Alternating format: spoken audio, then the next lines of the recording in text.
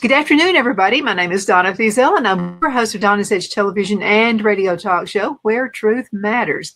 Thank you so much for watching every day, Monday through Friday, beginning at 2 p.m. on the Eastern Time Zone, as I get to ride home with you in the afternoon. You can find us on television, and that's Abundant Television, found worldwide.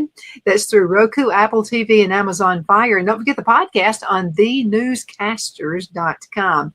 Another way you can find us is on the radio, and you know what, Killer Beaz, you're going to love this. Right here in Abbeville, South Carolina, where you're going to be this weekend.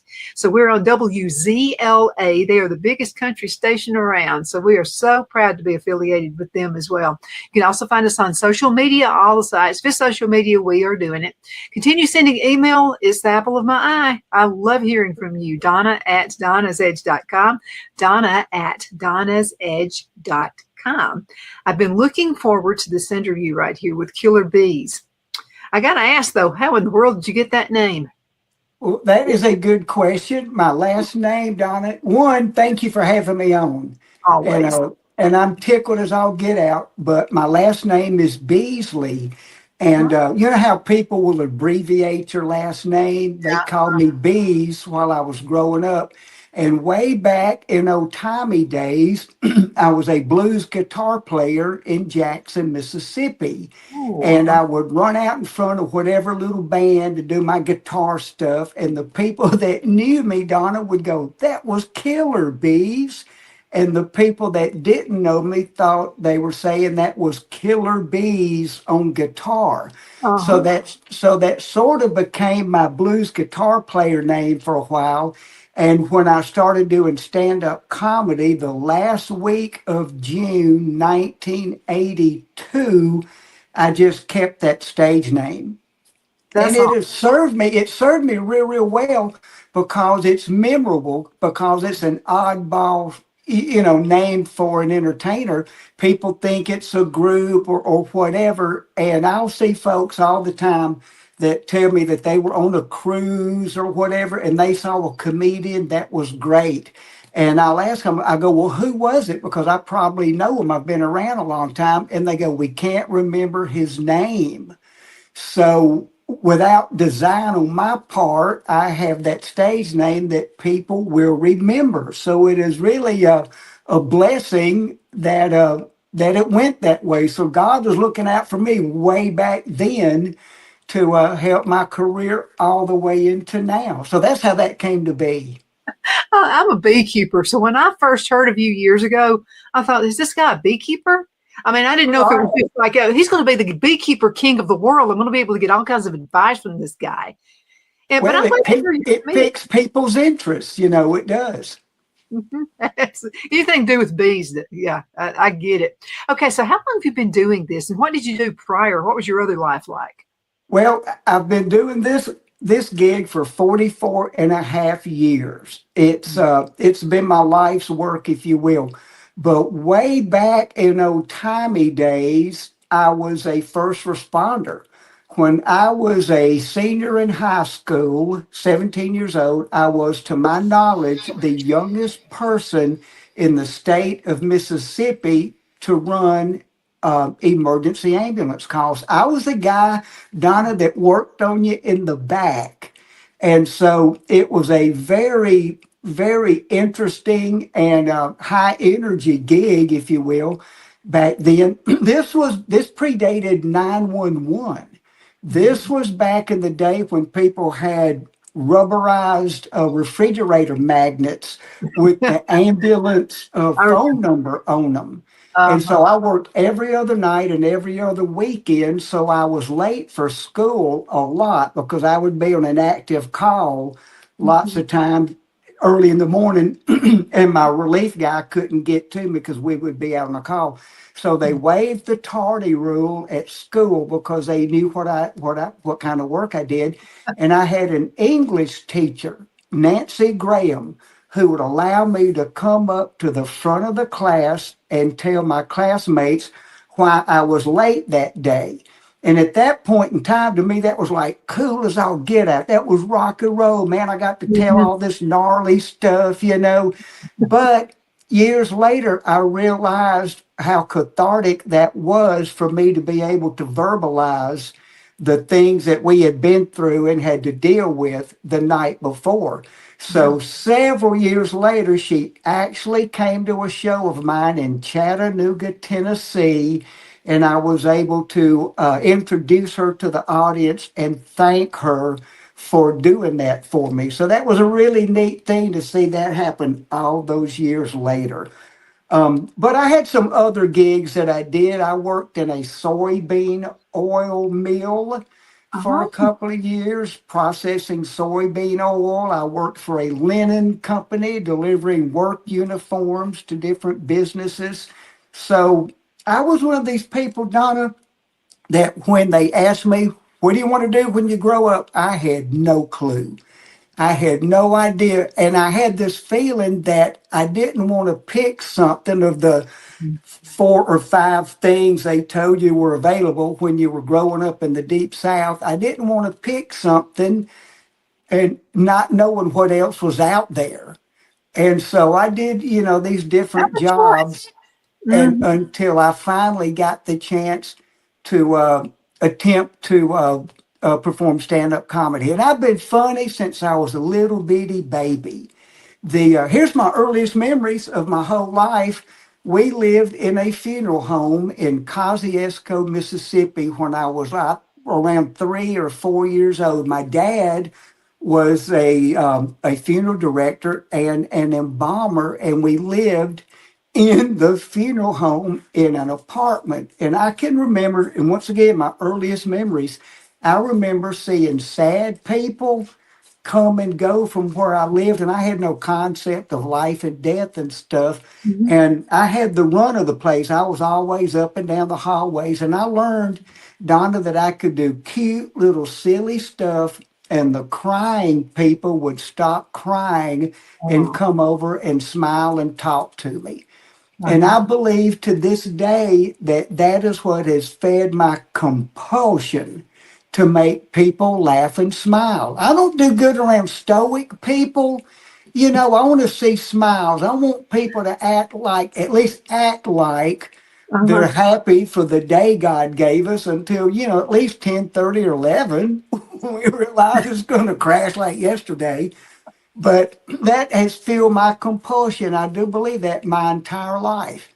And so I read a lot growing up. I was a voracious reader, so I'm pretty good at wordsmithing and Uh-huh. the turn of a phrase and stuff like that. And unbeknownst to me, all those years, it was setting me up for this career where I get to make people laugh and smile for a living. And it has been I've an got to ask you a question. Okay, so yes. let's get started this way. Okay, because we're all over the country right now. Okay, you're talking to folks in New York or whatever. Texas people are going to understand me and you, but the folks in New York, California, sometimes they don't get us. You know what I mean? So, what are some typical phrases that you and I is common to us? I mean, we're all about Well, well, that they bless your heart. Bless yeah. your heart is one. And I contend that bless your heart or bless their heart is not generally a put down. When my family would say, well, bless somebody's heart, they meant that with empathy. And so that's one of the things. But here's something I found out when I went national and started working places like Seattle, Portland, Chicago, Indianapolis. I Mhm. learned that people are the same, Donna, from every corner of this country. There Mhm. are some subtle differences in accents and the type of foods that are there, but for the most part, the human struggle is the same. People Mhm. are love their job or they wish they were doing something else. their kids are making them super proud or they're scaring them to death. It's just, it's, it's the human condition is the same for all of us, no matter what region we live in, no matter what political slant we are affiliated with, those same struggles are there. And so way back, I learned not to make my act regional, to be able to do an act that the people in Phoenix would have as much hearing as the people in Charlotte or the people in Corpus Christi or wherever. So that's kind of what I do. And of course, there was a learning curve to that. When you start out, you just go with what you know. One of the southerny things that I talk about in my act is having a Christmas tree that was too big. I tell the audience that my kids and I cut the tree ourselves. And I go, and you know how it is when you do stuff with your kids? Yeah. It's like, no, Daddy, get a big tree. That's a baby tree. And I go on to tell them we got a huge tree. It was way too big. We got it home, put it up. There's a deer stand in it. So people who are in rural areas get that. But I have been to some markets where I will do that line and I can see audience members go, what's a salt lick? What is that? So what's a tree stand? What is that? So there are references that different regions or different metropolitan areas get or don't get. So you have to be able to appeal to people from all over. Oh, you do. And that's what I try to do. And it's so fun when you go somewhere. I had a business trip one time to New York, and it happened to be my birthday. So the corporate people took me out to eat for my birthday at this really nice, fancy restaurant. It was just beautiful. So this guy walks in, and by the way, I don't drink, so he wanted to know what I want. Everybody was doing wine and all the champagne and all this kind of stuff. So he wanted to know what I wanted, and I said sweet tea. It blew that guy. I thought he was going to pass out. He said, "Excuse me?" And I said, "Sweet tea." And I'm thinking, he can't understand me because I've got Southern English. And then I said, okay, wait a minute. I want a cup of hot water, and then just bring me a tea bag and bring me lots of sugar. And, and it was so funny. And we were just all having a good time. All the people there were Northerners. And so this guy just kept coming back to the table over and over again. This woman said, "I think he has a crush on you." And I said, "No, he's making fun of me. He's making fun of my voice." And so I finally looked at him and I said, "Are you making fun of me?" And he would say something, just anything. I just want you to talk. I just want you to. So when I got home, I said, "Honey, this guy actually wanted me to talk." And he said, "Really? Yeah. Why?" So do people, I understand. So, but we're all different and we're all the same at the same time. It's right, incredible. exactly. And you can learn so many things from people when you visit different areas. Oh, yeah. Oh, and that's always the case. And that learning curve never ends. And that's another cool thing about it.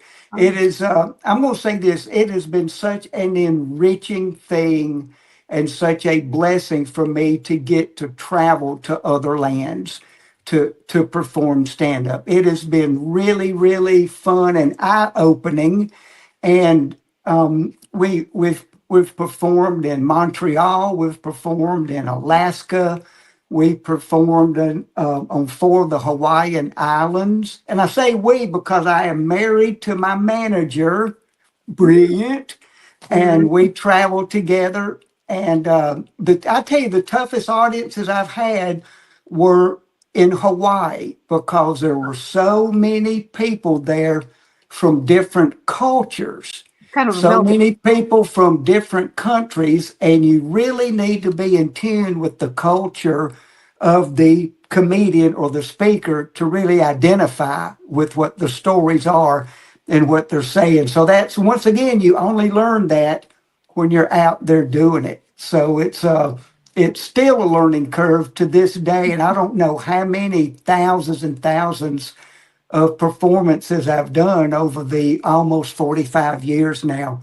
But it is incredibly, incredibly rewarding. And I'm going to say this, not bragging, but bragging, it is a very hard art form. I would contend, Donna, that spoken word is the toughest art form out there, because the gist of what you're saying, for people to get it, it all hinges on word choice, turn of a phrase, dynamics, inflection.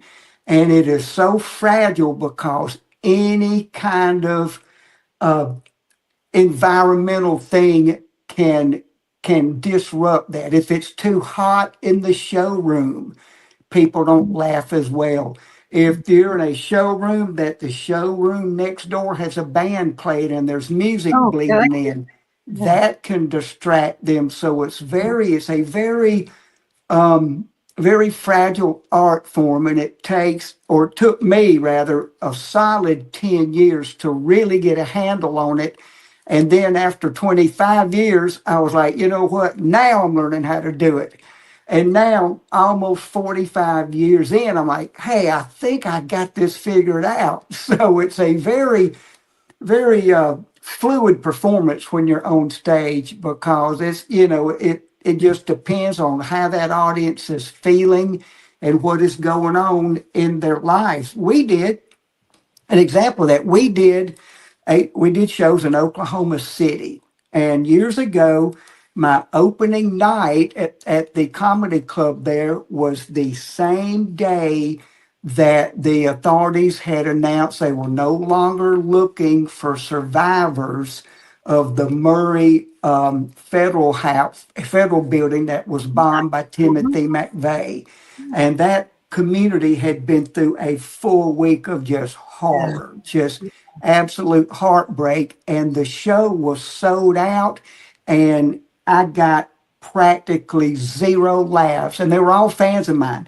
I had got zero laughs because they were so emotionally empty. They were drained. They were absolutely drained, and that community had been hurt so bad that they all came out. One, they needed distraction. Yeah. They needed that distraction, but bless their hearts, they were just so fatigued and mentally and emotionally shredded from it.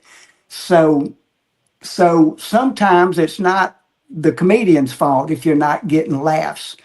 And it's gigs like that stick out to me because that was such a heartfelt and heart-rendering, because I knew a lot of the people. And so it was absolutely that one sticks out of my mind. There are so many that will stick out of my mind for really good turnouts and stuff. But if you care about your art form and about your audience, when they're hurting, you're hurting. Absolutely. So just some of the stuff that I've gleaned and done throughout the years that have stuck with me to help build me up maturity wise, emotionally wise, and all that stuff. Let's go into a commercial break, and we'll be right back in just a few minutes. We're a little behind, but that's okay. We're going to catch up. Twin City Used Car Sales has been serving drivers in the Northeast Alabama area for years with a quality selection of late model used cars, SUVs, and pickup trucks. On top of our extensive selection and competitive prices, we offer professional auto financing services for used car buyers of all credit levels. Whether you've just begun your search or you're ready to secure your next vehicle, at Twin City Used Car Sales, you will drive away with the vehicle of your dreams. The sales and finance staff at Twin City Used Car Sales looks forward to serving you, and you can apply for financing online before your visit to our used dealership in Gadsden, Alabama. Check us out on the web at twincityusedcars.com or go by our location at 901 First Avenue, Gadsden, Alabama. We sincerely look forward to serving you.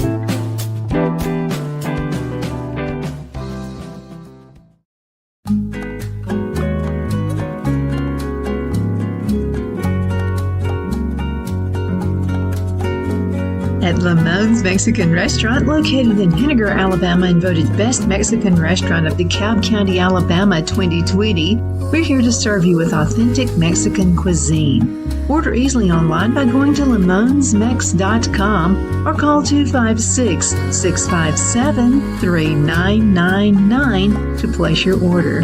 We're open Sunday through Thursday, 11 a.m. to 9 p.m. and Friday and Saturday, 11 a.m. to 10 p.m. Whether you're celebrating a cozy date night for two or a celebration for a crowd, at Lamone's you'll love our atmosphere and friendly servers. Thank you for dining with Lamone's Mexican Restaurant.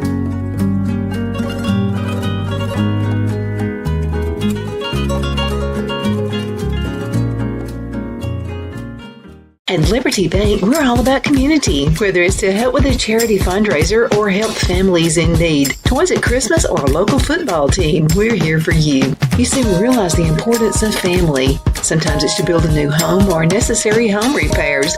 We're here for you. If you like the feel of a small town bank with all the conveniences of a big city bank, we're here to serve you. You will find us at any of our convenient locations in DeKalb, Marshall, Etowah, and Blount counties in North Alabama. You can call and speak with any of our friendly staff at 256-659-2175 or check us out on the web at libertybankal.com. And thank you for your support of our community. Member FDIC Equal Housing Lender.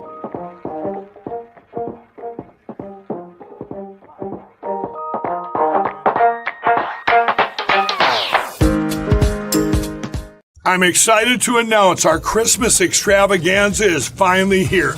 Get this season's flannel sheets for as low as $59.98. They won't last long, so get them while you can. Our famous My Slippers, they haven't been on sale for over a year. Regularly $119.98, now only $59.98. Our 6-piece towel sets are back in stock with extremely limited quantities, only $29.98. With hundreds of MyPillow products, there's something for everyone on your Christmas list.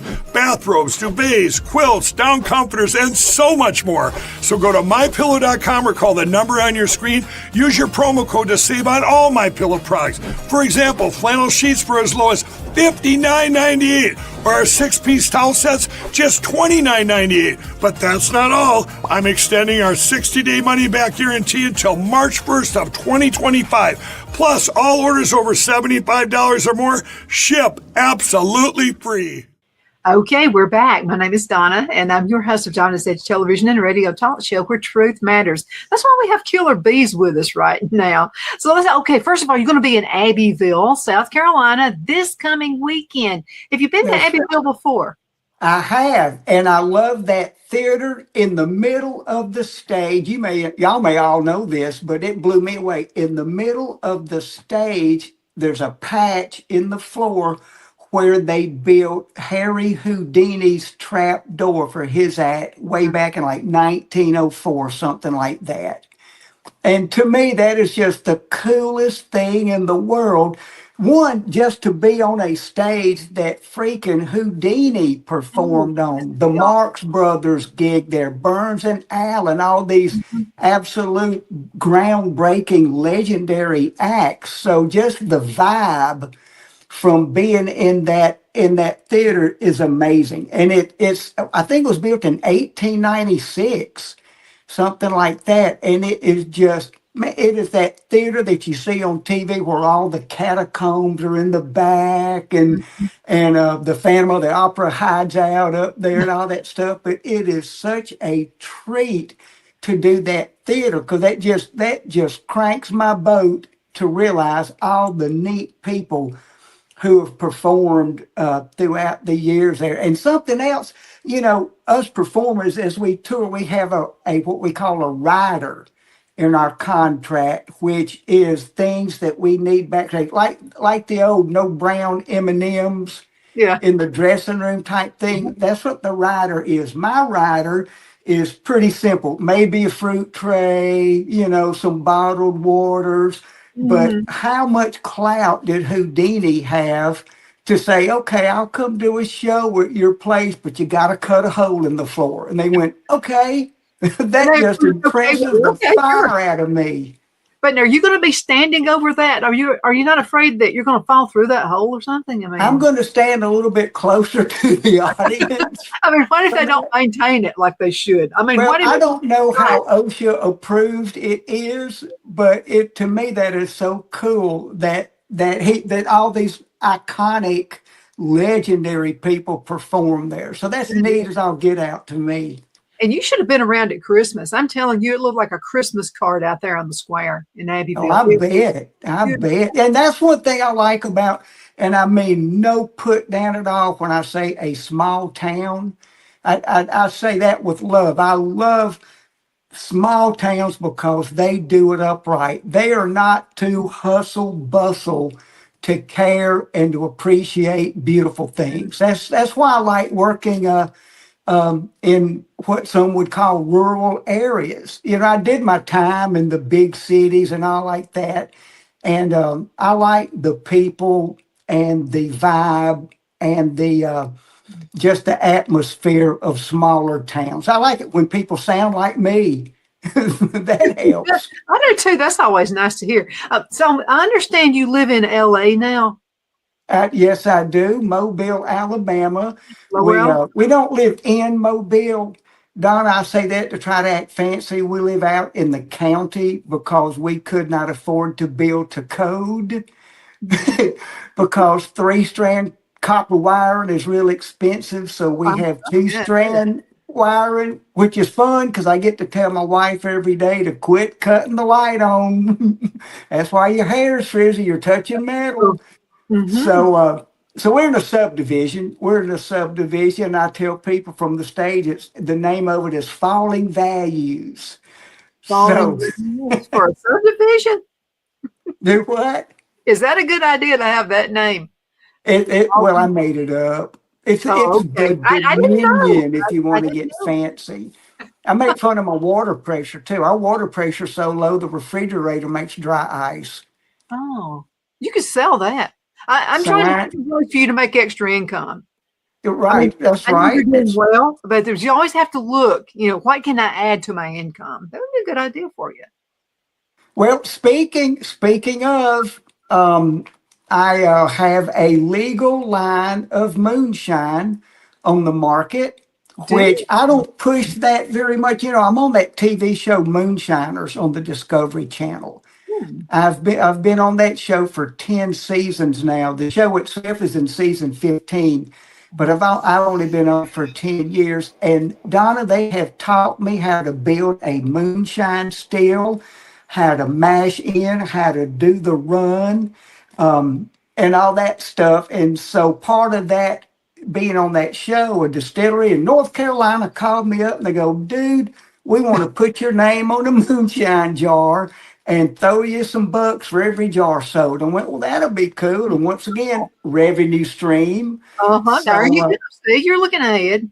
right. So we have that going, but I'm going to be honest with you. I don't push that product. I don't advertise it on my social media because the church we go to a beautiful little church where we have so many people who have come out of addiction, they've come out of incarceration, and it's non-denominational. People come there, they change their lives, they get right with God. We see miracles every Sunday that we're there, Donna.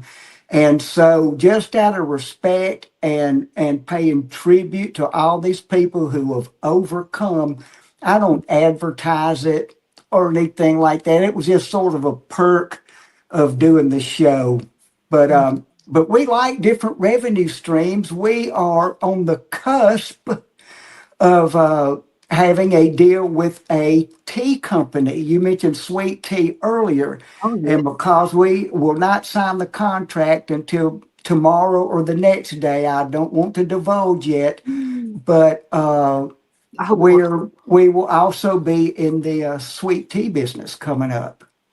you got to be in the sweet tea business. Okay, I'll we've got send you some. I will send you some when my signature flavor comes, and you will dig it.